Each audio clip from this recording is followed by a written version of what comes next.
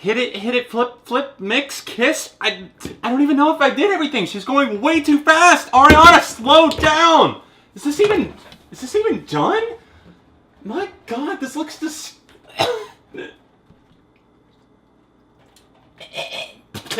It does not taste like sweetener. Nope.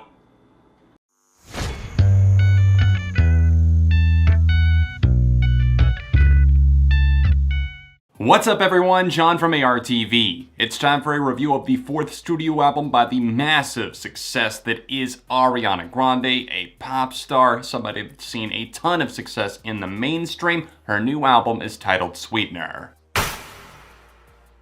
Sweetener comes a little over a year after a massive disaster and tragedy that was the Manchester bombing that occurred at Ariana Grande's concert. It's something that I do feel took a personal toll on her, and I do feel like there was a lot of guilt that was felt unnecessarily so, but obviously a lot of times the artist or whoever the person may be puts the blame on themselves, so it's been a very tough year for her. She went through a breakup with rapper Mac Miller, entered into a new relationship that I'm sure you're all very aware of considering there's a song literally titled Pete Davidson on this album. She's engaged, she's happy, and this album Sweetener is meant to bring out the lighter side.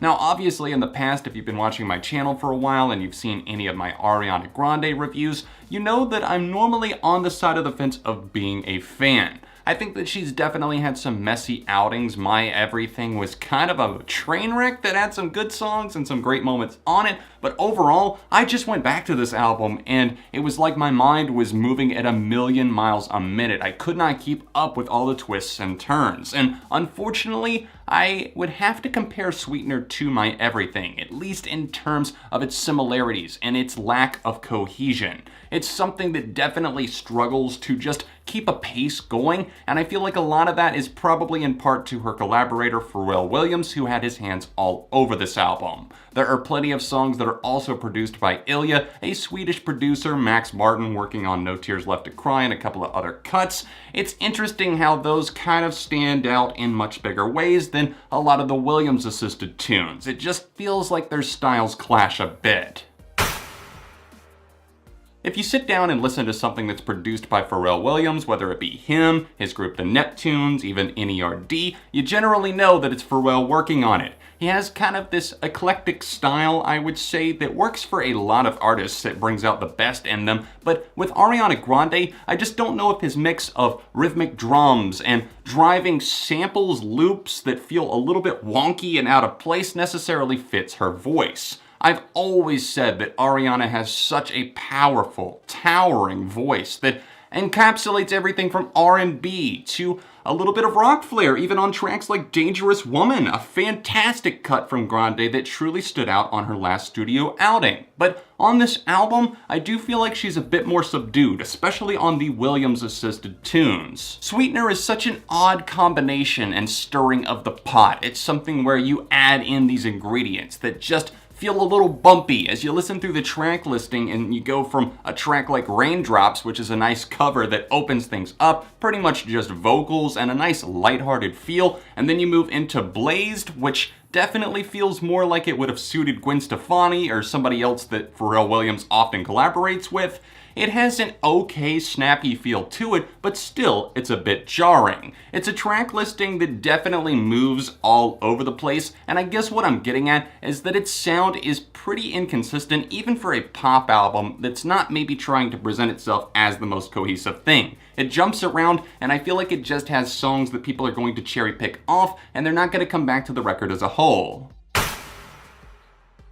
Instead of talking about general positives and negatives like I normally do for an album these days, I feel like we can just break straight into the track listing and see the majority of the problems or else praises there. I do have to mention that I really feel let down by Sweetener overall because I was pretty stoked for this record after loving the two main singles. Now, I of course listened to just 2 songs before an album comes out, so I decided to go with the 2 official tracks, and that would be No Tears Left to Cry, of course, and God Is a Woman, and both of those tracks are pretty much flawless pop tunes. I love the way that they styled both of those. No Tears Left to Cry, leaning on R&B tendencies, but also showcasing a different side of Grande, and a great momentum, especially once it truly breaks into it. just a vivacious, spirited pop song that truly connects on so many different levels. And then God is a Woman was so impressive, not only for the vocal techniques used and that gospel-styled outro that really layered Grande's voice in an amazing way, it was also kind of a sexual, spiritual awakening track that felt empowering but also massive at the same time. I loved everything from the guitars on the tune and also the kind of atmospheric leaning feel to the chorus before actually just breaking into it, especially at the end of the song. It really stays in your memory and subconscious. It's something that I will continue to come back to, and I would be damn surprised if one of those cuts, if not both of them, ended up on some of my year-end lists. With those being the 2 official singles that were dropped before Sweetener released, talk about putting your best feet forward, because my God, she put those best 2 feet way out here and then just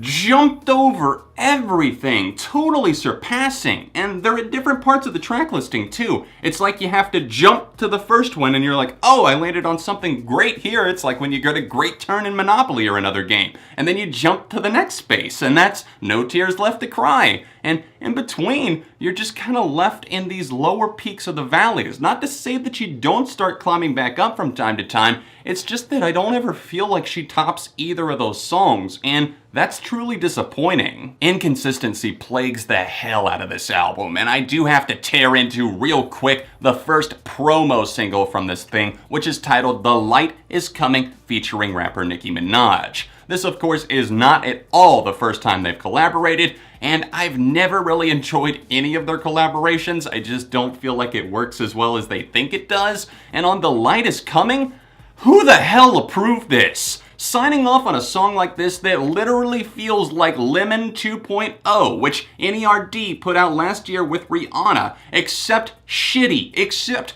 horrible, except with no execution. It's literally the same person talking in the sample that is run in the background, and instead of it sounding something like, oh, I don't know, fresh on lemon, this just feels like squirting lemon juice in your eyes and screaming because you could not pay me to come back to this song. The song opens up with Minaj rapping, and it comes right out of Blazed, which was more upbeat, more up-tempo, more okay, I suppose. It definitely gets stuck in my head. The melody to the song is fine, and I definitely don't mind it overall. But going into The Light Is Coming, we have Minaj just kind of not really doing too much, kind of phoning it in, and then it moves into Ariana, and it doesn't sound like her at all, especially with that asinine, obnoxious nails on a chalkboard sample that's going in the background, where the guy is saying, "You wouldn't let anybody speak." And it just doesn't do anything. It feels like he literally, Pharrell, regurgitated the sample from Lemon and then pasted it onto this song to make a worse version. And it doesn't work for Ariana's style at all. Easily the worst song on this album, perhaps her worst song to date. Now that we got that lambasting out of the way first, we can actually talk about some of the other cuts that fall in between, some of the highs, some of the lows. There's good stuff, there's bad stuff, and I'll start with R.E.M.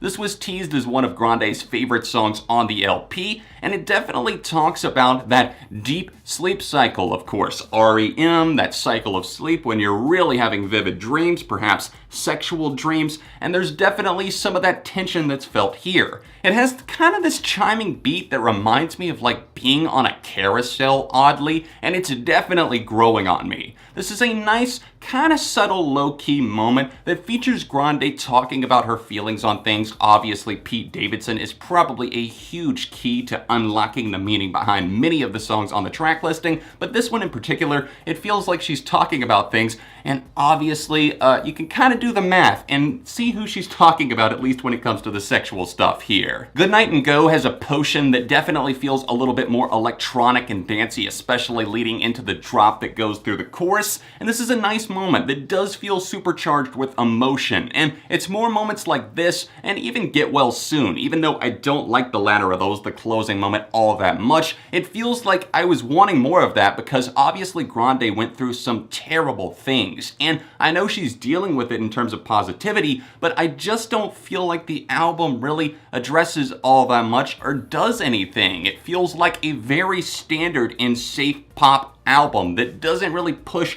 that many buttons. The two lead singles from this thing, like I said, great stuff, but she never bothers to raise the bar past that. However, with some of the songs that land in the track listing on Sweetener, including the title track, I just can't help but wonder why. This was apparently the first song that was written, and I guess it's kind of an positive thinking song in some ways, although it goes all over the place. These backing vocals and ad-libs from Pharrell Williams are absolutely annoying, something that grate on me so heavily that I just want to switch the track off. But I found in particular the line, "I like the way you lick the bowl," to be so boldly bad, so not even subtle, obviously referring to oral sex. We get it, but holy shit, if you ever said, "I like the way you lick the bowl," if my girlfriend ever said that to me, we'd probably have to rethink our relationship because that's just fucking stupid. It goes back and forth and tries to fluctuate between this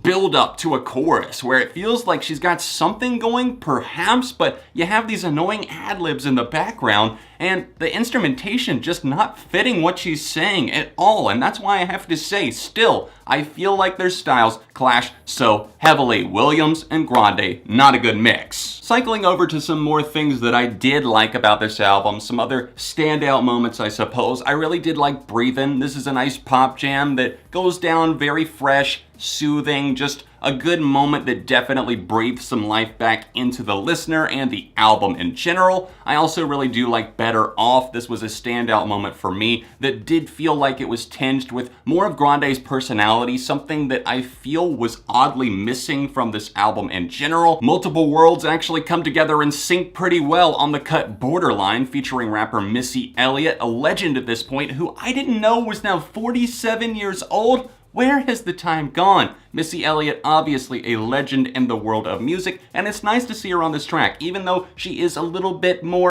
hesitant, I suppose, with her delivery. It doesn't feel like the most hard-hitting thing that I would expect, but I guess it does fit in with the vibe. And overall, I do like the production, the choppiness of the drums, and the programming on this track Borderline, and Grande sounds nice here as well. The all-too-subtle Pete Davidson actually surprised me as a minute and 14-second long interlude. It's nice, her vocals here are quite charming, and it doesn't feel as gimmicky as I expected it to. I think that officially leaves Successful as the only song that I haven't talked about in some capacity, and it's pretty meh. It's okay. I suppose that Ariana giving a little bit of a flex, a little bit of a brag is not bad, but the production here continues to be flawed, and I feel like Williams trying to give her this hype beat or this hype track doesn't exactly fit that well with what she's saying. Not that it's that bad, or not that it's wrong that she is being confident and being cocky, talking about, I have the money, I have this love, I have people surrounding me that are beautiful, young, and wealthy, and we're doing our thing, and we're successful at this young age. There's nothing wrong with the lyrical content,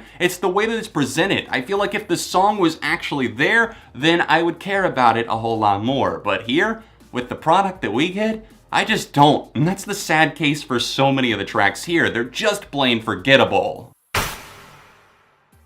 As we come to the conclusion of my Sweetener review, I do have to put a disclaimer out there because it's come to my attention that some people, especially maybe even newer viewers, are not familiar with how I rate albums. And with ratings, I might give one album this and another album the exact same score, say a 4 out of 5. Not all 4 out of 5s are created equal. I rate based on what I feel like the artist or band is capable of. And that being said, with Ariana Grande's new album Sweetener, I felt very disappointed. I feel like it's lacking in so many departments. Everything from vocals, where she doesn't unleash as much as she definitely could. She feels subdued there. The songwriting feels very basic. The production definitely has flaws, and a lot of inconsistency in the music overall. There are standout tracks, there are also plenty of detractors, and for me personally, I cannot give Sweetener more than a strong 2.5 out of 5. Let me know your thoughts in a comment down below, and of course don't forget to drop a like on the video, and keep in mind, it's all just my opinion, so let me know yours tastefully and respectfully down below. Don't forget to subscribe if you're new. Stay tuned because I am going to be doing a top 10 Ariana Grande songs very, very soon, near the start of next month. And other than that, let's cut to the outro. Thanks for tuning into my Sweetener review. If you would like to help support me on Patreon, then tap the top link down below or hit this annotation in the corner to help me keep making videos like this on a monthly basis. If you want to see my thoughts on Ariana's album Dangerous Woman, then tap right here or tap here for another recent pop review. Socials linked in the description, and I'll see you soon for more on ARTV.